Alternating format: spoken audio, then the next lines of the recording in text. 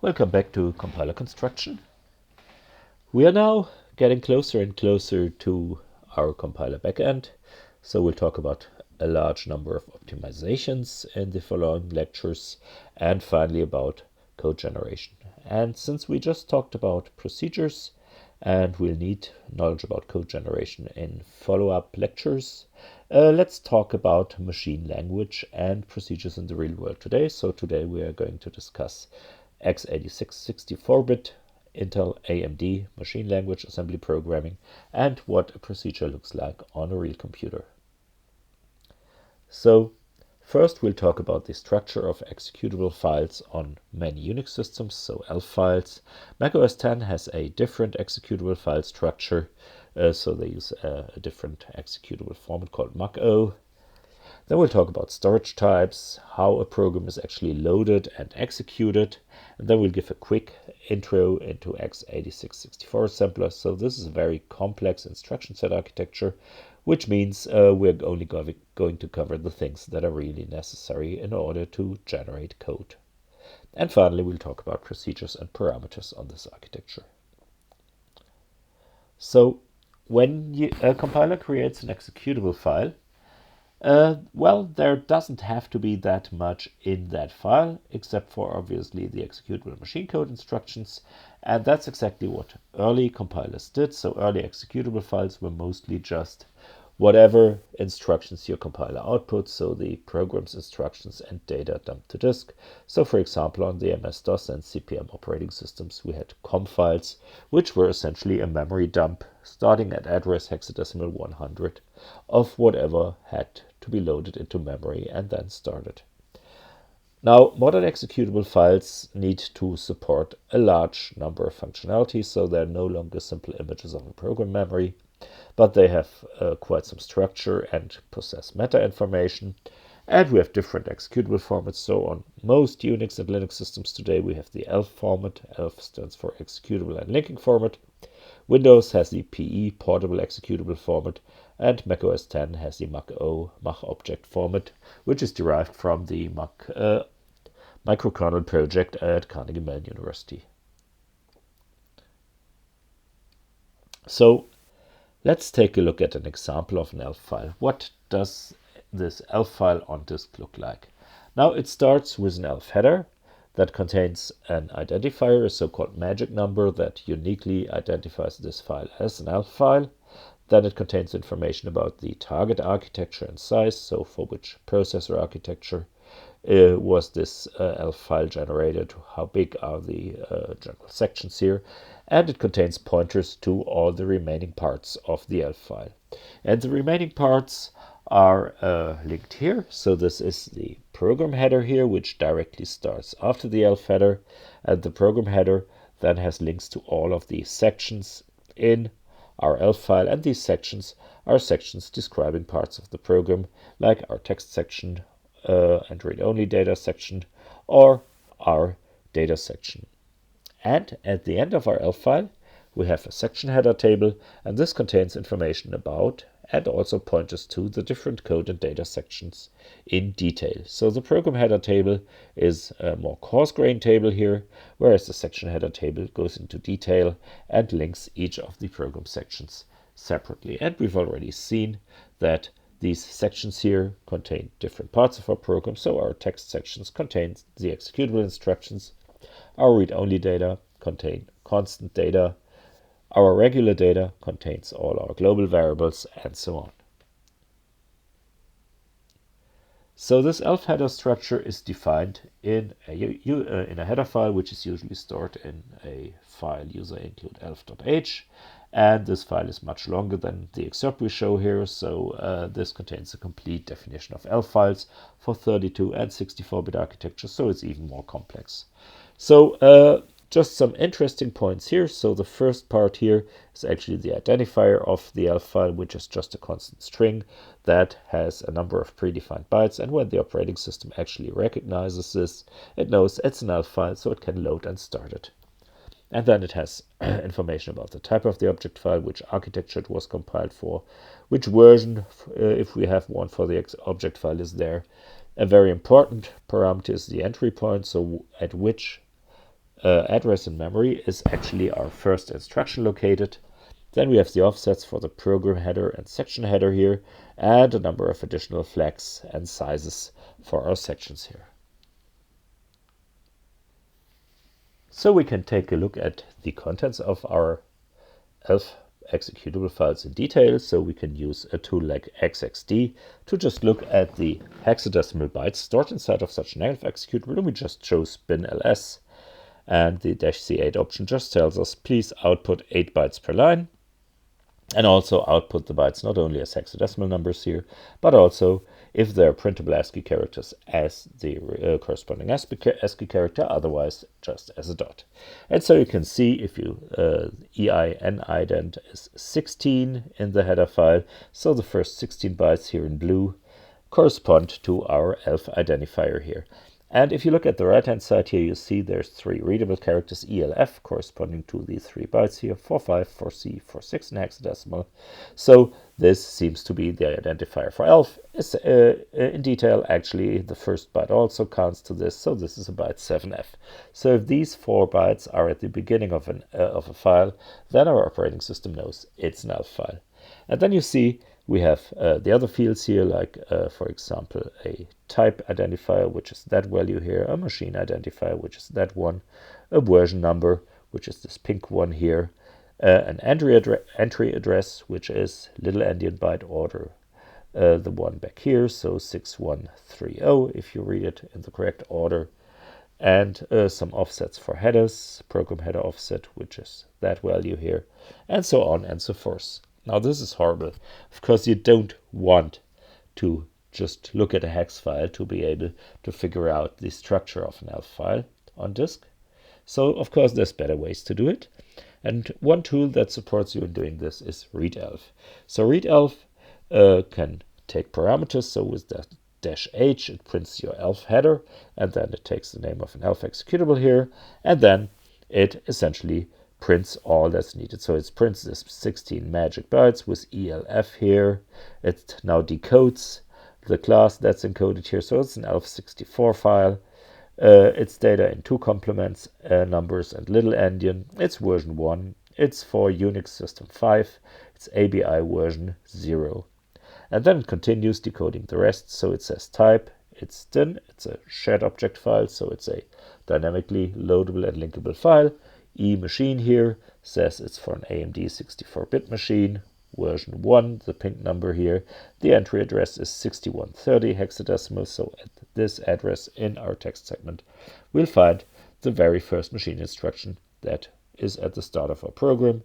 Then we can look at our program header offset, of our section header offset, and we get information about the sizes. So this is much more easy to read than just the hexadecimal output we get when we're just looking at the raw bytes.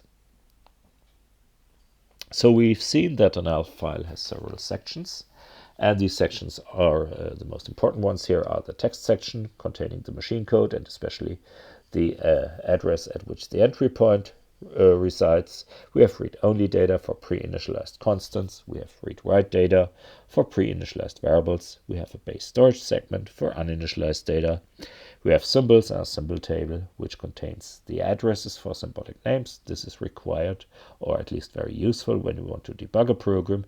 And you can also have additional other sections, like more debug information, sections for C++ constructors, and so on. So when you use another option for readelf, when you use -W and -S, in capital letters each, then you can get information about your section headers here. And overall, you have now 29 section headers here, starting at an offset here. And here you see in red these sections we've been talking about.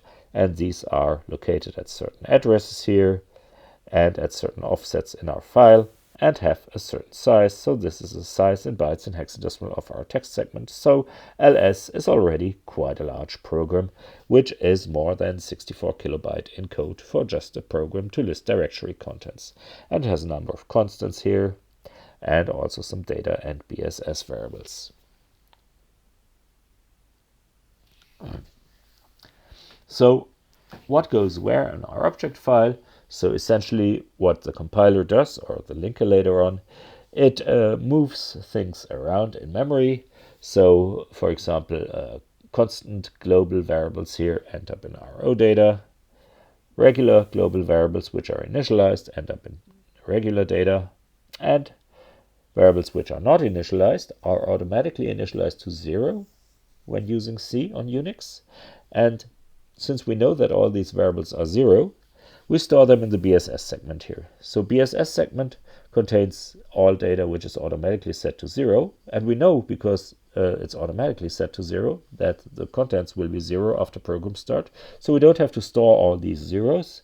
And this is where the size of our BSS segment here is actually 0, because we don't store them. We just note that they're existing. Whereas our data segment, for our example program, contains 4 bytes, so the size of our integer variable here, and our integer variable up here, b, and our read-only data also contains 4 bytes, so the size of our constant variable a. So when this file was generated by the compiler and linker, it's just a program on the disk, and we've already seen that an operating system has to load a program to RAM in order to be able to execute it. So the ELF file gets loaded into a virtual address space. So for 64-bit x86, this is 47 bits large, so a program can use a virtual address space of 128 terabytes. Now that's quite a number, right? And at low addresses, starting from address 0 upwards, the operating system loads first our code segment here, down here, then our data segment, and then it assigns space for the BSS segment and zeros it, whereas we know our stack grows from the largest possible 47-bit address, which is 7, and a large number of Fs downwards here. So of all this large 64-bit address space, we can only use a small portion here. But since this small portion still makes up 128 terabytes, well, it should last for the next couple of years, I'd say. Well, famous last words, obviously. And we've already seen in our discussion of ELF files that in between our BSS segment and the lower border of our stack, we have our heap and also a storage for shared libraries. So, which processors should we actually run our code on? Now, we've been discussing this a lot, so what are typical processors? And some compiler courses actually assume a theoretical simple RISC processor to make code generation easy, but that's not fun because you have to run a simulator, maybe with a simulated OS, which is also very simple to actually run your compiled program. That doesn't feel real. So essentially we have a number of modern options here, and the options which were feasible would have been either x86, so some sort of Intel processor or AMD processor, or ARM processors if you, for example, have a Raspberry Pi. Now we decided to use the 64-bit x86 processors for now because they're very commonplace, and we would assume that you either have one or can easily get access to one. So that's probably what's running in your PC or notebook, unless you chose to buy a somewhat exotic device. So a 64-bit x86 is a processor with a long history. So it's an evolutionary design, and it started out already in 1978 with the first processor in that series, the 8086. And amazingly, your modern AMD Ryzen or Core i whatever processor is still backwards compatible to this ancient 1978 processors. So if you manage to find a modern PC board that has, one of your modern multi-core 64-bit x86 CPUs, and you happen to find one with a floppy disk interface, where you could connect a 5.25-inch floppy disk drive to, you would actually be able to boot the original boot disk from this original IBM PC from 1981, which uses a cost-reduced variant of the 8086 called the 8088. And that's pretty amazing. So you can run programs that are older than yourself on a modern computer. Now, of course, this brings along a large number of problems. So first, x86 is a so-called complex instruction set computer, and complex instruction set already describes it. So it has a large number of different instructions.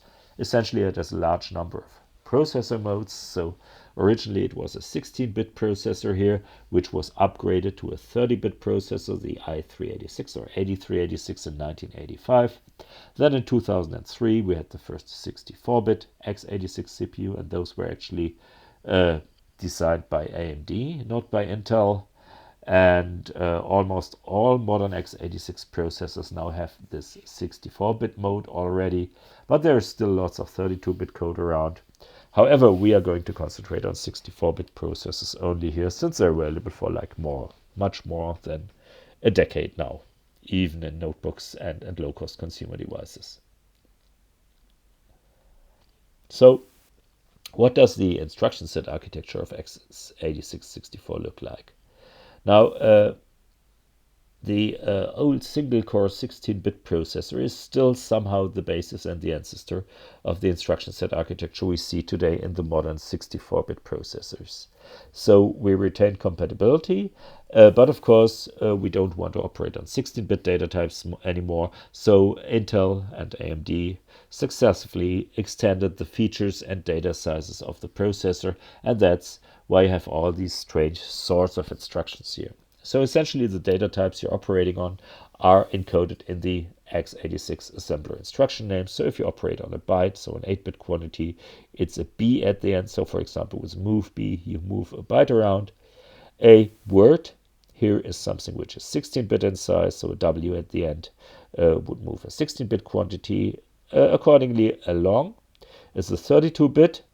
So an L at the end of an instruction would indicate move a 32-bit quantity. And finally, because they already used long for 32-bit, we needed something else for 64-bit. So they decided to use Q for a quad word. So it's 4 16-bit entities. So this is a 64-bit entity. So move Q moves a 64-bit word around. Now note that these identifier here used in assembler are not equivalent to data sizes in C. So in C, a long does not have to be 32-bit and usually is not on the 64-bit machines. And we don't have quad words in C. So the mapping of C data types like ints and longs and shorts to these data types here is what you have to define in your compiler. And that's usually given in the language standard, for example, for C.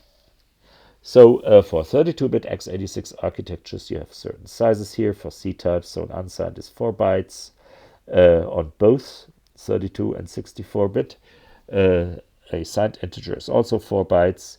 A long end is 4 byte also on a 32-bit Intel, but 8 bytes on a 64-bit.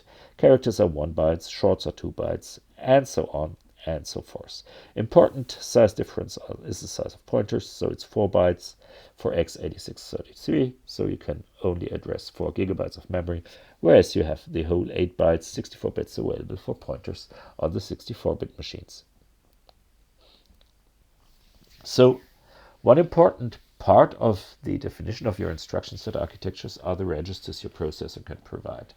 And the x86-64 processors have 16 64-bit registers here, and these 64-bit registers can be accessed as the whole 64-bit, and then they have a %R prefix, R for register here, and then the registers were originally enumerated using letters. So the first register was AX, which was also the accumulator.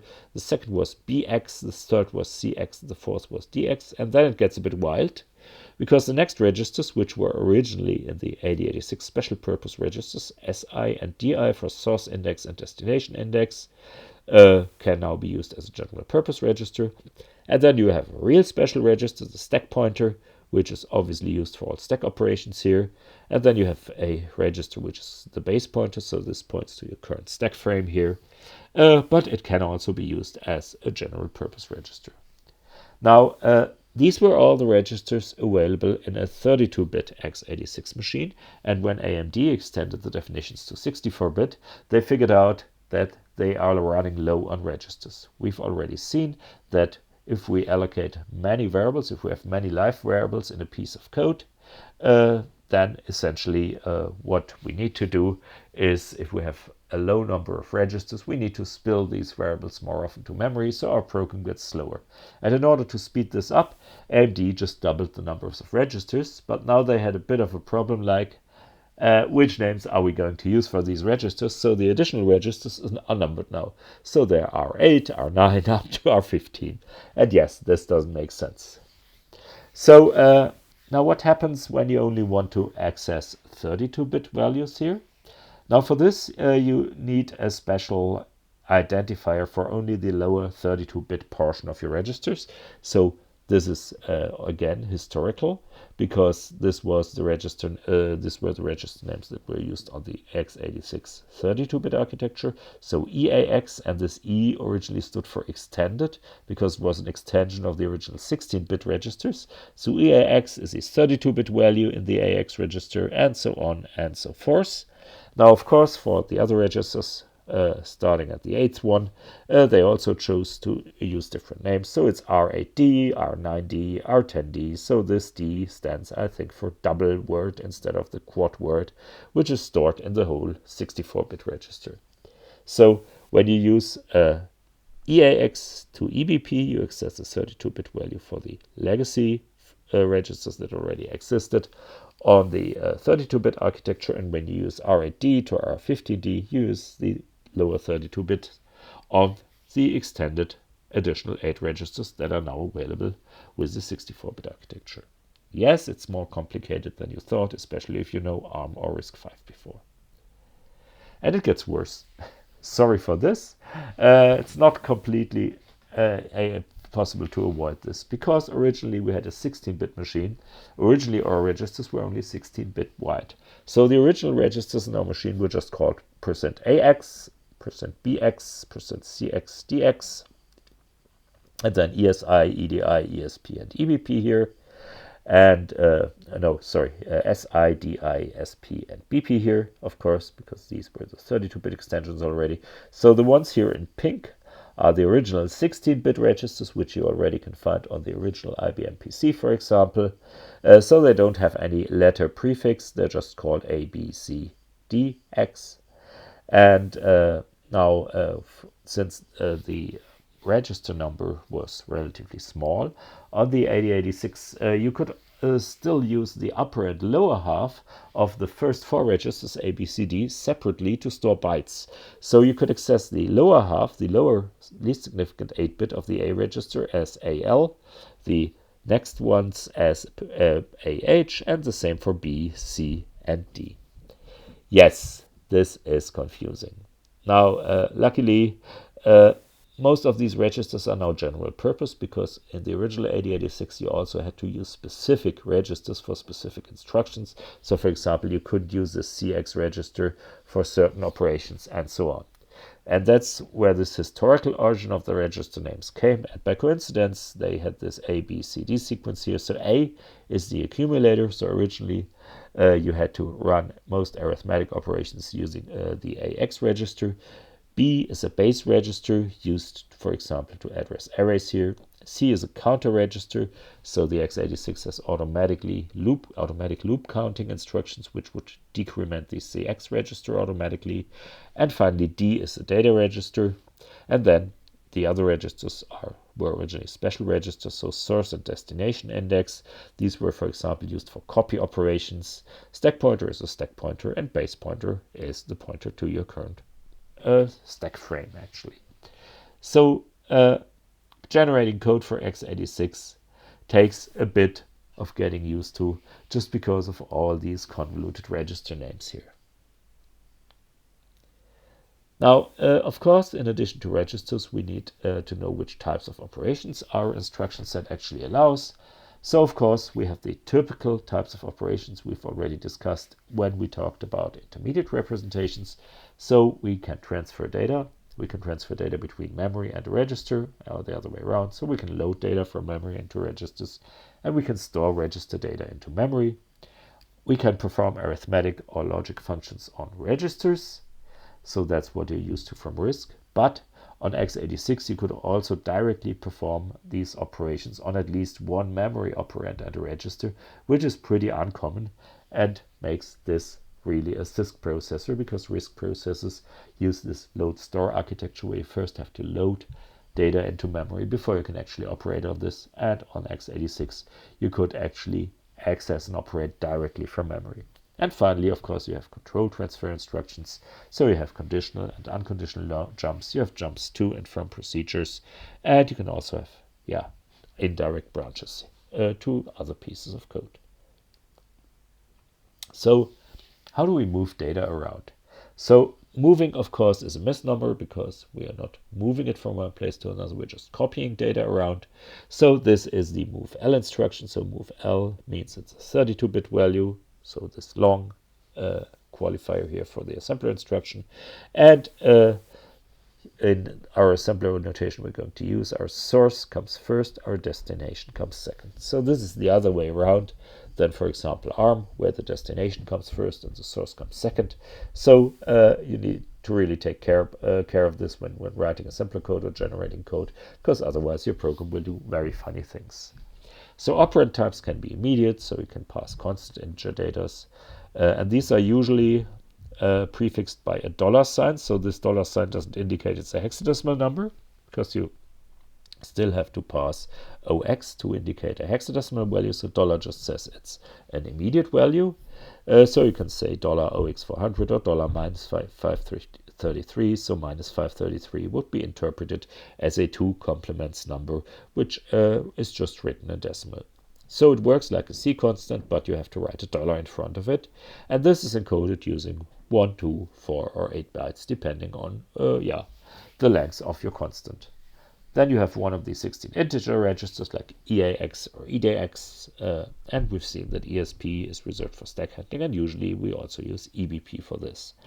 And we can have memory as an operand, so we can have data in memory at the address given by a register. So if we want to load data at an address which is stored in a register, or in other words, the register contains a pointer to that data, we write this in round brackets. So bracket %EAX closing bracket means we use the value in EAX to address our memory, then we load, for example, this value from memory into what other destination register is given in the instruction. So, for example, for move L, we can have different operations, operands, and their combinations here. So, for example, if we have the source as an immediate value, then the destination can be a register.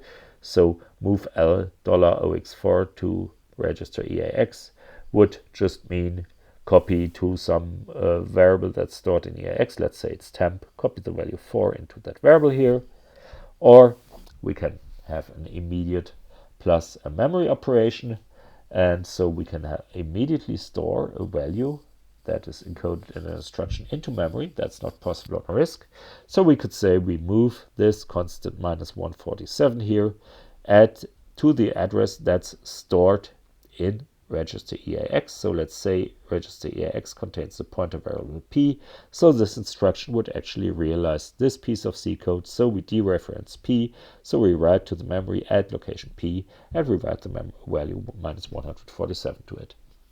If your source is a register, then it works similar. So instead of a constant, now you use a register value as the first parameter here. So you could, for example, copy the value that's in EAX currently to register EDX. This would just be assigning one variable in register EAX. So temp1 to the variable stored in EDX, which is temp2 in this example here.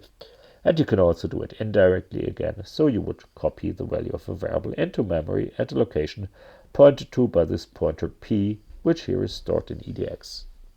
And finally, we can have a memory source operand. For a memory source operand, you can only have a register destination, so you cannot do memory to memory copies. And this works just the other way around. So you first give the pointer, so the register containing the address, and then the destination register. So this address here would then assume to have a pointer P stored in register EAX. You dereference that pointer here using the brackets, and then store this value into a variable temp, which we assume is in EDX. Memory to memory transfers are not possible with a single instruction, and that's probably a good thing. So Of course, when we want to address memory, it's very convenient to have addressing modes. So if you are used to ARM processors, you know there are several addressing modes, like you have a base register and a constant offset, and something very similar also works for x86. And actually you have more opportunities to do this, but most of them get very confusing very fast, so we'll concentrate on the most useful ones for generating code. So the first one, as we've already seen, is just putting a register name in brackets. So if you, for example, have this instruction here, move L, and then the memory at the address which is stored in RCX into register EAX, for example, then you would copy a 32-bit value into EAX, because we specified EAX here as a 32-bit value, but the pointer is a 64-bit value, so it's RCX, it's a 64-bit address here. So this would essentially correspond to accessing a register R as the address, and then using this as sort of a memory, where the register R specifies a memory address, for example, used for pointers here. So if you want to translate code like this here, so you have two variables, int R and a pointer to an int called x, and this assignment over here, so R is in ECX and the pointer is in RAX, then implementing the operation copy the memory contents of whatever x points to into register R, into a variable A, R would be move L, and then the contents of the memory at address RAX to ECX, and just doing it the other way around, so writing to memory a constant here would look like that. Now what you can also do is you can use a displacement in addition to the register value. So this means the constant, this displacement or just the offset, is added to the current register value to access this. And this is, for example, used to access struct elements. So for example, if you have the start of a structure, the start address stored in register RBP, and then you want to address the element that's at offset 8. So maybe it's 2 integers stored at the start of your struct, and then you want to access the third integer here, you would go from 0, 4 to 8, and then you would use an instruction like that. So for example here, you would just copy memory that is at the address whatever RBP points to plus 8 into RDX. So essentially, if you have a structure like this, containing of these three elements, x, y, z, and then you can address s.y, for example, would be at x is offset 0, so y is offset 4, z is offset 8. So here it's y, so we address 4 plus RAX and copy it over. And if we want to write to s.z, we would write to RAX plus 8. Now it gets more complex. You have a general form which has a displacement from a base register and an index register with a scale factor, so you can have more complex calculations in one machine instructions, but these take quite a bit of processor time because the processor has to do all this arithmetics in its own ALU. So here's some examples for address calculations. Very often it's possible to omit a register, for example the one in the last line of our table here. And this is of course just a quick overview. If you're interested in more details here, there's an x64, which is short for x86-64 cheat sheet referenced at the end of this slide set. So if you have the current register values of RDX set to hexadecimal F000 and RCX set to just 0100 hexadecimal, then the expression OX8 in brackets of RDX, so offset 8 from RDX, would mean we would add 8 to our current contents of RDX, so F000 plus 8, we would end up at F008. We can also add two register values together, so we can say we want RDX as a base register and then want the offset RCX from that. So this would just add these two register values together to access address F100.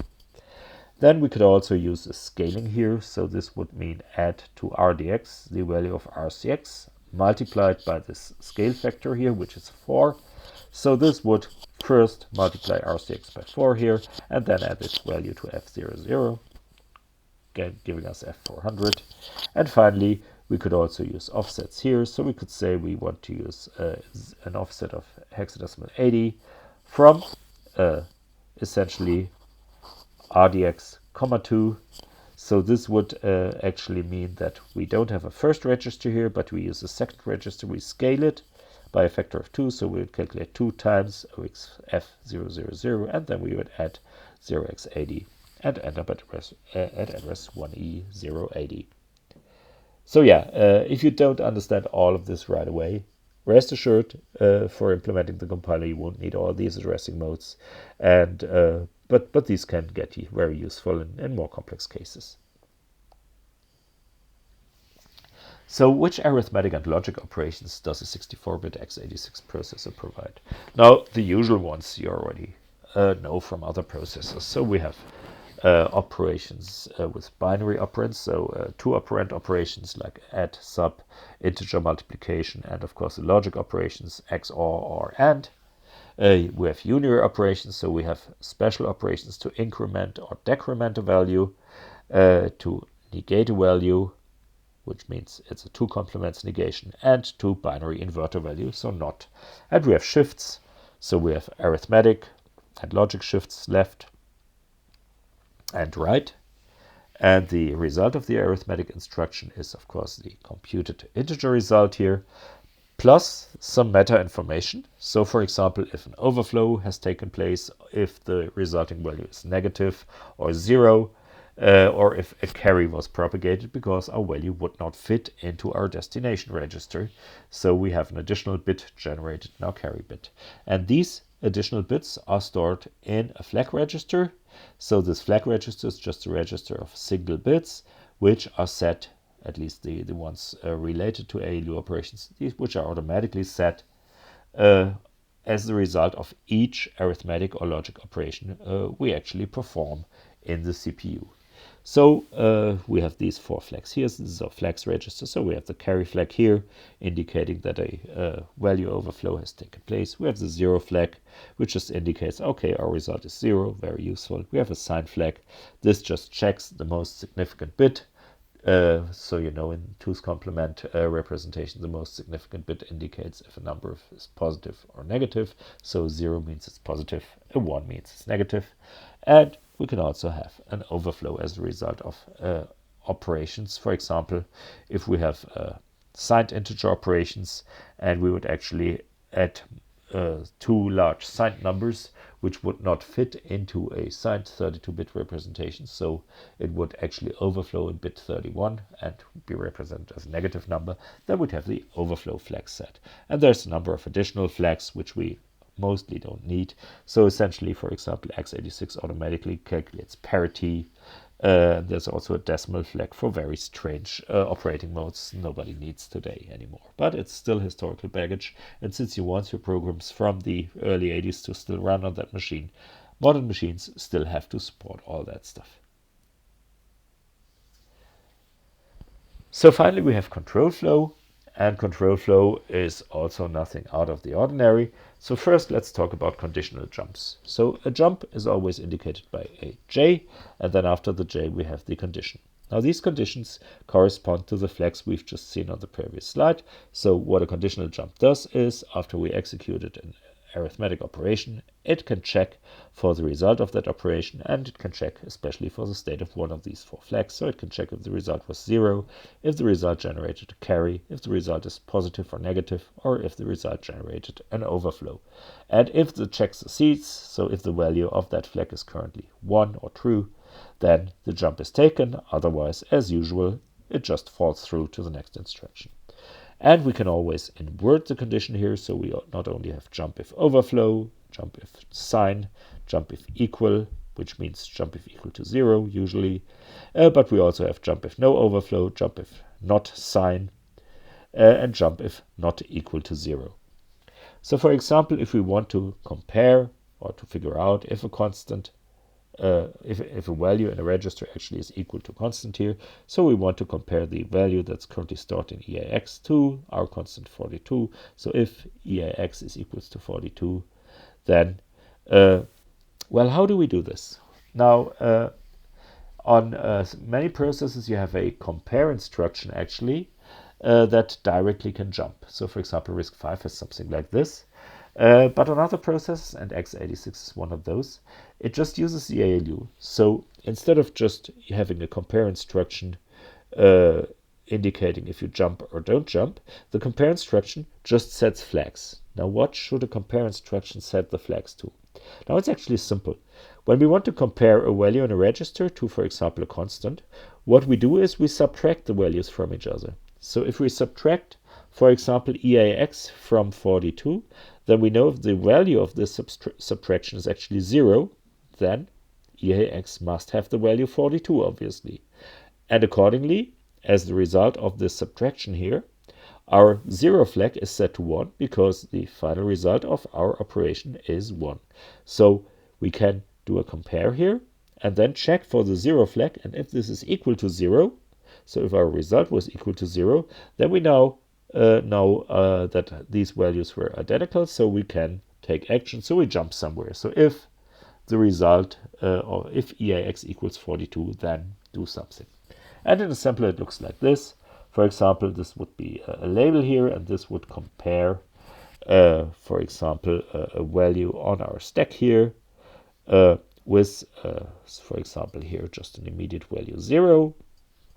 And if this value is 0, then we jump somewhere else. So if the value on the stack here is 0, then jump. Otherwise, just continue with whatever comes after the JE. So it's not that difficult, and if you look at the intermediate code representation we have presented in previous lectures, you see it's relatively simple because it's very close to what's already implemented as virtual instructions in the IR code. So we can translate a while loop here, for example. So we have this piece of C code here, and we first translate it to IR and then to x86-64 assembly. So we have a variable I here, an integer variable which we initialize to 10, and then we just have a stupid while loop that just decrements I until it's 0. Well, that's not very useful. In early embedded programming, you would use stuff like that to program a delay loop, but that's a very unreliable method because it depends on your CPU speed, it depends on no interrupts coming in, and so on. So that's not the way to program a delay loop today, but nevertheless, it's a good example. So we need to translate this statement here, and we know in IR it looks like this. First, we actually translate our expression E, which is just our variable I, load the result into T1, and then if T1 is actually false, so this would be the condition here, then jump to the, over the loop beyond its end. Otherwise, just translate whatever is inside our loop, so our decrement of our variable I, and then jump back to the beginning. We've seen this before. So what does this look in x86 assembler? So first we initialize our variable here. So our compiler allocates storage space for each variable it encounters. So let's assume this is inside of a function here. So int is a local variable on the stack, and we know our BP register points to our current stack frame, and the convention here, and we see a bit more about this later, is that the first variable here is stored at offset -8 from our base pointer here. So what we can do here in x86 assembler is we move the constant 10 here for our initialization of our I directly into the memory location where the compiler just decided that I should be stored, so RBP -8.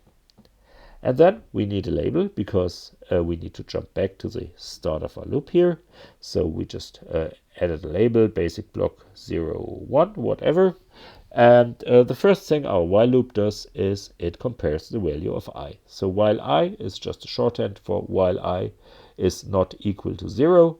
So we compare the value we just stored into memory at -8 of RBP to our constant 0. And if it's 0, then our loop ends, because that's the ending condition for a while loop. So we jump to a label that is the first instruction. So it's a label indicating the first instruction after the end of our loop. And otherwise, we generate code for our basic block inside of our loop. So this would be our second basic block here. And this would now just implement the decrement of I. So here we did it explicitly. You can use a dec instruction for decrementing for this, but this would be here more a bit like a RISC code. So what we do is we copy this variable I again, And you see this code is very unoptimized because we always copy code from memory around, but still it's easier to understand what's going on. So we copy this variable I from memory into register EIX. Then we add the constant -1 to EIX, so we just subtract 1 from it. And then we copy that value from EIX back into memory where I is stored. And finally we do an unconditional jump here, so we jump back to the beginning of our loop so we can compare our new value of I to 0 again. And finally exit some point in the future when we finally decremented it far enough so it becomes 0. So what you can see here is, of course, you can do this naive translation, and I think it's very obvious to see what you have to do for translating this. But this, of course, generates code which is very suboptimal because it, unnecessarily loads values into registers which are still in this register EAX, for example, at the end of the loop, and it unnecessarily stores them again. So actually, of course, we could just reduce the overhead for that loop, and we do this using optimizations, but we'll see how to do this in upcoming lectures. So we've seen this unconditional jump, which is a J or jump instruction here to target. So this continuous program execution at the indicated location, no matter which condition of condition flags is currently given. And the target for a jump instruction can be constant, or it can use one of the addressing modes. And you can, for example, use this for switch if you have an addressing mode here. So, for example, you have code like this here. So you have a function switch me, which gets passed an integer parameter, and it has a local variable w, which is set according to the parameter that's passed. And you do switch x. So if x is 0, you set w to 1. If x is 1, you set w to 0. And if x is 2, you set w to 4. And then return that value of w. Now to implement that, we've seen you can use nested if conditions, so nested jumps, which is very inefficient, or you can use a jump table. And the jump table is exactly what we're going to use here. So our code, switch me, what does it do? First, it checks if we're actually inside of a valid range. So it compares the value of EIX. So we assume EIX contains our passed parameter x here. It compares it to 2. If it's greater than 2, it jumps to something after the end of the switch. Otherwise, it uses this strange instruction here. So it essentially jumps to something which is an offset of L7 from the value in EIX multiplied by 8. So what does this do? Now, it accesses memory at EIX times 8 plus the value of L7. So L7 is our constant, and it's a label. And this label is actually in our read-only data section. And this is our jump table. So at the address L7, so L7 plus 0, we have the address of label 2, so the jump target of this address here. Then it's a 64-bit machine, so 8 bytes later, so at L7 plus 8, we have the address of label 3, so of this instruction here. And finally, plus 16, we have L4, so the address of our final instruction here. So what this instruction does is, if EIX is between 0 and 2 inclusive, it multiplies the value of EIX by 8. So we get 0, 8, or 16 as a result. And then we add the constant of L7, so we end up with the address of L7 plus 0 if x equals 0, or L7 plus 8 if x was 1, or L7 plus 16 if x was 2. And then we jump to the address stored in there. So that's what the dereference operator here says. And this means we just unconditionally change control flow. If x was 0, we jump to L2. So we jump to this instruction here. If x was 1, we jump to L3. And finally, if x was 2, we jump to L4. So what do we do here? Now we just implement our W assignment instruction, and we assume that W is contained in register ECX. So here for L2, we would implement case 0, so just move 1 to ECX. And then we need to implement the break instruction. So break means don't fall through and execute the code of the other cases, but jump over to after our switch instruction, so to our return instruction here. And that's exactly what's happening. So we jump to label 5, which is the first label here after our switch, which is already used before when our value was out of range here. We do the same for L3, so implementing the break here. And finally, we don't have to do it here for L4. We could implement a jump to L5, but this would also automatically fall through to L5 after the end of the switch. So an optimizing compiler would choose not to implement that jump here. So you see, this is a useful instruction, and that's actually one of the things you can very easily make use of this very complex addressing mode, just having a base register which we ignore, an offset register which we can multiply by a constant, and then add to, for example, the start address of our symbol table in memory. So we of course have more control flow, so we need to call functions or procedures, and to do this we have call queue and read queue instructions. And x86 helps you a bit by automatically taking care of the control flow. So when you execute this call queue instruction, it automatically pushes the return address, so the address of the instruction following call queue, where you would continue your program after you return from your function, on the stack. So that's why it always has to be the stack pointer pointing to the stack, because the call queue instruction assumes that SP points to a valid stack. And then it just jumps to the given target address. And when you are at the end of your function, you just use the read queue instruction here. And this assumes that your stack is in order. So the next value it stacks from, it pops from the stack, is the return address that was stored there before by call queue. And then it jumps back to that address. So what happens here if you use a call queue to label 42 here, and this immediate does a read queue, is it pushes the address of the instruction following our call queue on the stack. And instructions on x86 can have almost arbitrary lengths, so they can be between 1 and 17 bytes in length. So call queue has a 1-byte opcode and a 4-byte address, for example. And this means that it uses 5 bytes, obviously. So if it's stored at address hexadecimal 1000, the next instruction starts at 1005. So when we do a call queue, we need to remember where to return to. So the address 1005 is pushed onto the stack, and then we jump to, for example, the address of label 42, which is hexadecimal 2000 here. And here we do an immediate read queue, so this doesn't make much sense, obviously. This immediately pops back this value 1005 to the stack and then copies it into the program counter. So it jumps back to the instruction that would be here after our call queue. So in general, what do procedures on x86-64 look like? We've seen x86 has only minimal support for procedures, so we have these call and return instructions, but we want to implement, or we need to implement, more features when we write a compiler. So for example, we have to take care of parameter passing, of saving of context. We have to adhere to conventions for these features defined in the so-called application binary interface. And we also need to implement features required for interoperability. For example, if we wanted to generate code that should be possible to link with code generated by different compilers. And so, for example, we have conventions for how to pass parameters and in which order to pass parameters. So should we pass them in registers? Should we pass them on the stack? Should we pass the first parameter in list first? Or should we do it the other way around? And so on. The same is for how to return values. Are values returned in registers or on the stack? How many values can we return from a function? 1 or more. Then you can have complex parameters like large structs or arrays which don't fit into registers.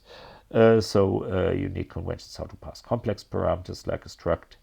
And then finally, you need to define which of the register contents need to be preserved across procedure calls, because if a procedure that you call changes your registers, of course, your compiler doesn't know about this. It should, because it generates code, but it just assumes it doesn't. So the compiler actually generates code to save and restore the state that was given before the call was executed. So we've seen the compiler cannot know which registers can be safely overwritten in a procedure because, it must assume, just for safety, that all registers are currently used.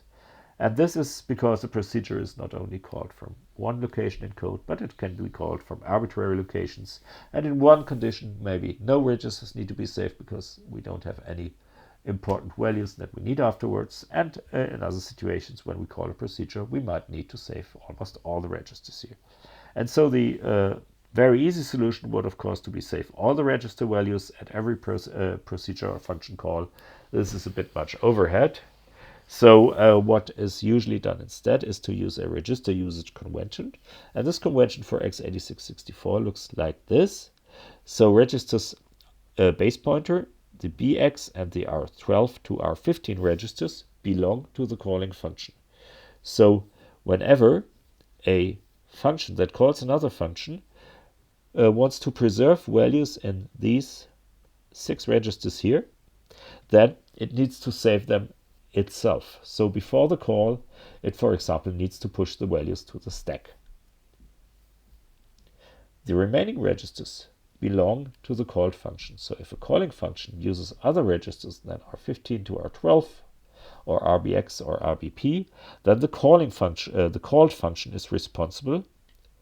The calling function is responsible for saving these registers on the stack. So to repeat, the registers belonging to the calling function need to be preserved by the function that is called, and the registers belonging to the called function, so the one that is executing the call instruction, need to be preserved by the function that is calling the other function here. So that's a bit confusing, but that saves a bit of overhead if your compiler actually knows about this and can generate code that makes use of these registers efficiently. So how do we pass parameters to a function? Now again, this is just a convention of the application binary interface, and that's important. So if you have a compiler that actually does something different regarding the application binary interface, your code is not compatible. So you can maybe link your code together, but you might end up with some overwritten registers in some cases. So that's why we also have the application binary interface stored in the ELF header to be sure that actually files we try to link together are compatible. And for passing parameters, we have 2 general methods. So one method is to pass parameters on the stack.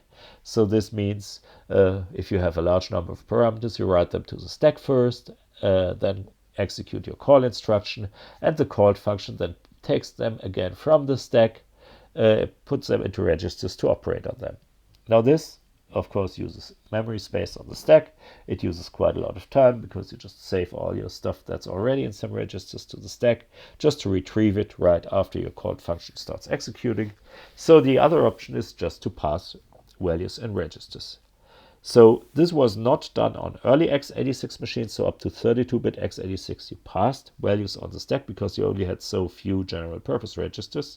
For x86-64, for the sake of speed, actually the AMD designers decided now, well, we're done with the stack for passing registers, for passing values, so we're using registers for this.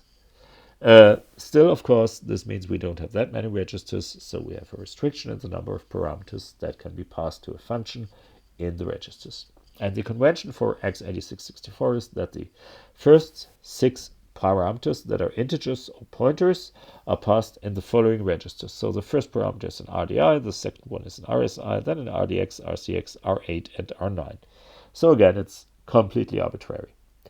If we have more than 6 parameters, and of course that's probably very rare that a function has more than 6 parameters, or if we have parameters larger than 64 bits, which don't fit a register, then we have to push these to the stack with the first argument on top of the stack. So we push the first argument first, then the second, and so on.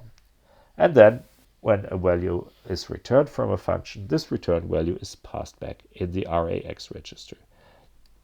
So when we call a function foo with 2 parameters 1 and 15, so these are obviously integers fitting into registers, we have to copy the constant 1 here into RDI for first parameter and the constant 15 into RSI as our second parameter, and then we can call our function foo here. So the stack is of course not only used for parameters, or not that much more used for parameters, but it stores also return addresses, as we've seen, automatically. So this is what the processor automatically does for you when you execute a call instruction. But you also have to store local variables on the stack, including the formal parameters, so the parameters passed to your function here. And this function, local information, is called an activation frame or a stack frame. And very often you have a base pointer as a convenience to indicate the start of the stack frame. So what you do is, when a function foo is starting, the first thing you do is you save the previous value of your base pointer, because that points to the base of the stack frame of the function that has just called you. And this is needed when you return from your function.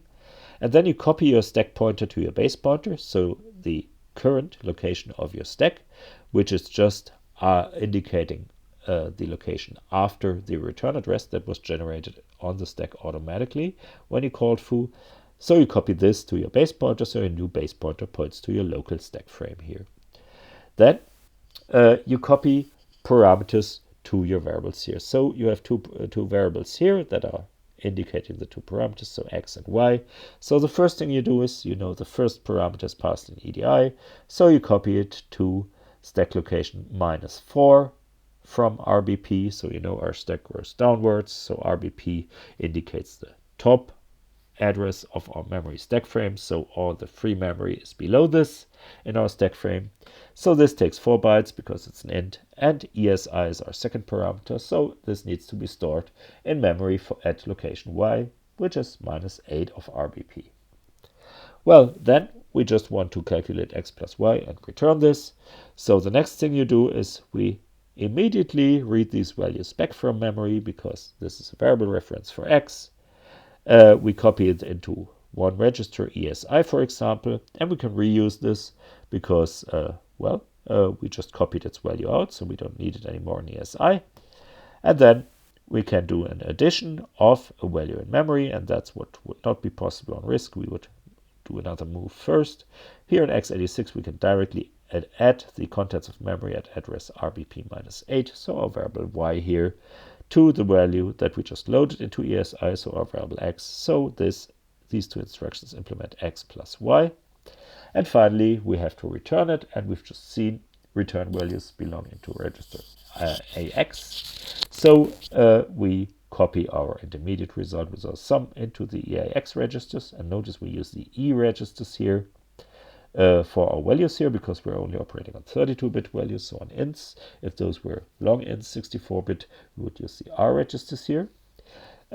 So what we do here is we copy it in EAX, so it's the convention. So our function, when we return, actually can read the value from EAX and can, for example, assign the result of our function to its own variable here.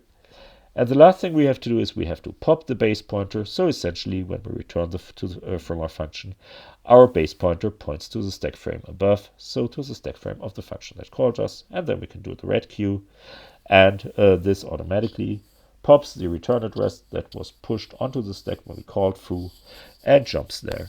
So if we, for example, forgot to pop RBP, then we'd have a problem here, because red queue just takes the value at the top of the stack. So it would pop the value that we pushed here, so our base pointer, and would try to jump to the address of the base pointer. That's obviously not a good idea. So here you always have to extremely take care of really balancing your pushes and pops, because otherwise you have an imbalance in your stack frame, so you end up jumping to the wrong location. Again, on ARM, this looks a bit different, because you have a separate register for the return address, which means that when this function foo would call yet another function, you'd also have to save this register by hand, so your compiler has to generate code to do this before you can take another jump that would overwrite the return address in that register. But here for x86, as we've seen, push, call, and return still use the stack for storing the return address automatically and retrieving it from there.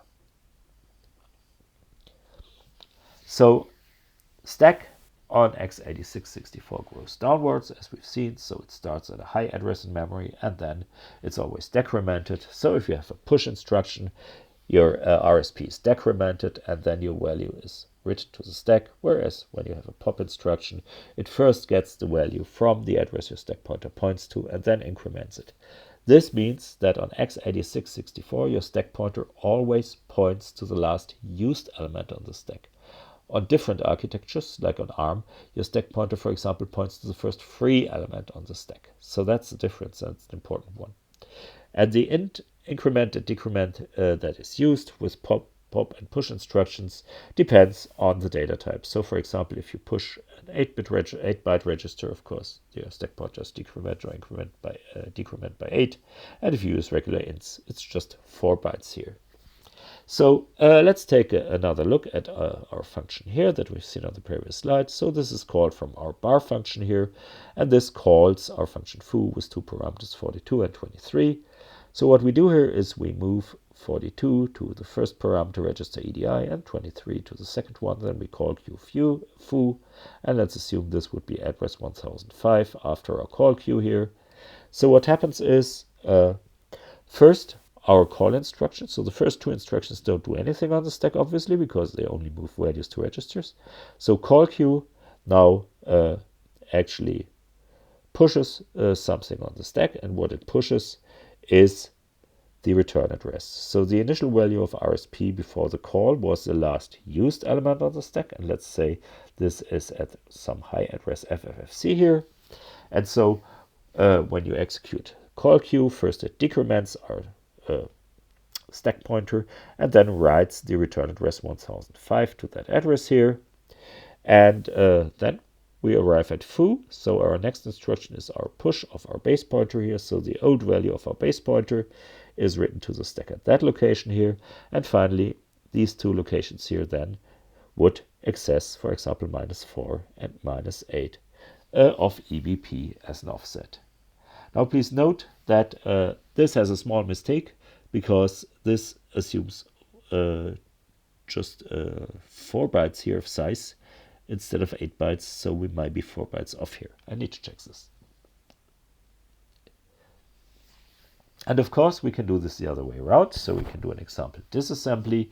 So if we have a function like our function we've seen some slides ago, we can actually look at the assembler code. So first we compile it with gcc-c foo.c, and then we get an object file, which is a linkable ELF file, and using the tool object dump with the option -S for return assembler code, and additionally, if we compiled it with the -G option for debug code, we could also get the C code back, which is very nice. And then the name of our object file, we get the following information. So first we have our int foo here, and automatically, before we have our first instruction here, some instructions were generated by the compiler. So first our base pointer was pushed, and our stack pointer was now copied as the new base pointer value to point to our local stack frame. Then we have an int variable I, which doesn't use an instruction for itself. It's just the location on the stack that's internally calculated and stored in the symbol table. And then it's initialized, I equals 10. So this instruction is translated to move the value of 10. So copy the value of 10, this immediate value, into the address of RBP -4. So this takes a very long instruction, and you see the last 4 bytes, for example, encode this 32-bit integer constant 10 in LSB, least significant byte first byte order here. And now we have a loop here, while I, and our while loop first starts, as we've seen, comparing our variable value of I here, which is stored at RBP -4, to our constant 0. And if it's equal, it jumps over to the end of our function here, so to our return implementation, and otherwise it enters the body of the loop, so it reads the value again from our stack frame into EAX. Then it adds this strange number here to EAX. So if you look closely, this is the 2 complements representation of -1, which means it's equivalent to just subtracting 1 from EAX. Why the compiler didn't choose to use a sub instruction here? Maybe it just makes for a shorter instruction representation, because that only uses 3 bytes here, amazingly.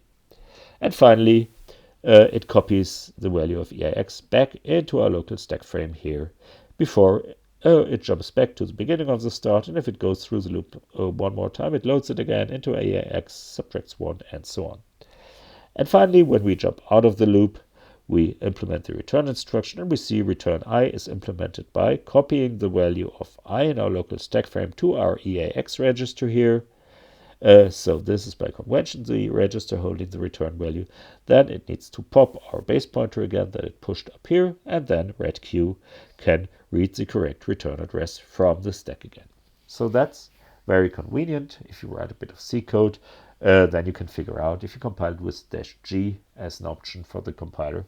You can take a look at this, at how this actually looks in assembler, and get the C instructions printed in addition. Now this works on Linux. If you are on Mac OS X, this works a bit differently, and we'll also tell you how to get how you get this going on Mac OS X.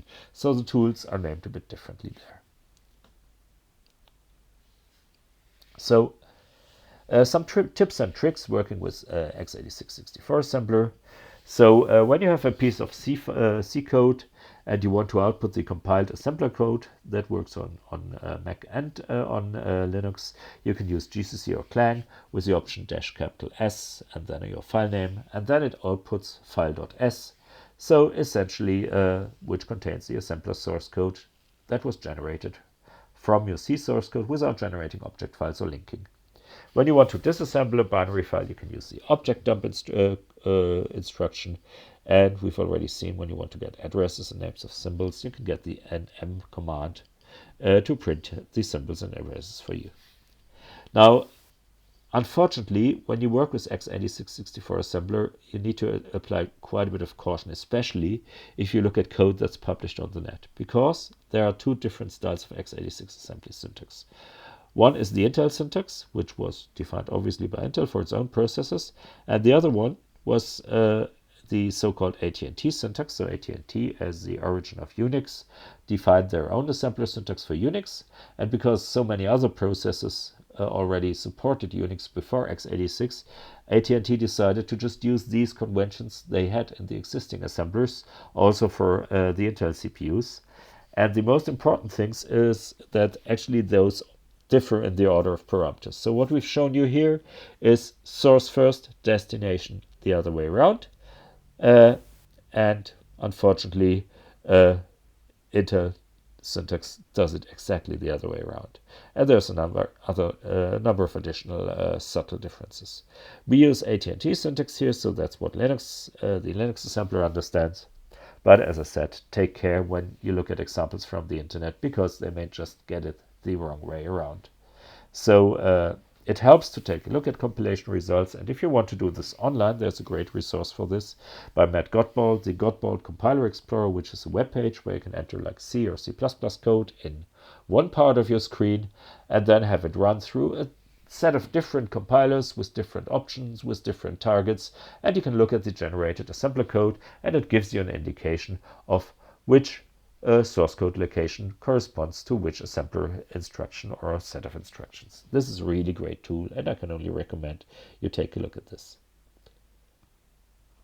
So that's all about x86 assembler. Of course, there's much more to it, but with these basic instructions we've given you here, you should be able to generate working code.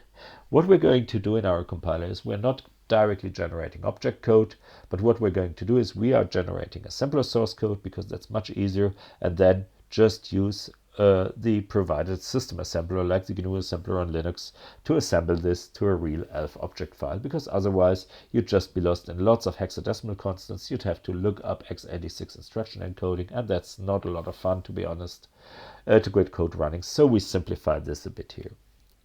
So what we've seen here is that the code generated can be very, very inefficient. So we're just constantly loading stuff from memory into registers, then doing something to that register, and then storing it back. And this takes a lot of time. And so, of course, we want our code to run faster. So in the next couple of lectures, we'll actually take a look at a large number of different optimizations we can do. Mostly optimizations first on the intermediate representation level, but you can also do optimizations on the assembly code level later on, and this will keep us busy for the rest of the semester. So here's a set of references. So ELF is an official standard by the Tool Interface Standard. For Microsoft Portable Executable Formats, you can also get a standard here, and also Apple has a document on the Mach-O runtime architecture. There's this nice x86-64 cheat sheet, which is a nice overview of instructions. The application binary interface that defines, for example, parameter passing, parameter orders, and so on, is also available. And finally, I really recommend just click on that link here to godbolt.org to play around a bit with Matt Godbolt's Compiler Explorer. He put a lot of work into it and it's a great tool to use. So that's all for today. We got close to the medal again. In the next lectures, we'll go a bit further up again because we're talking about IR optimizations. And finally, we'll talk about things getting closer to the machine level again, so register allocation and code generation. And then finally, we can generate machine code and you can finish your compiler. So that's all for today. Thanks for listening. Until next time.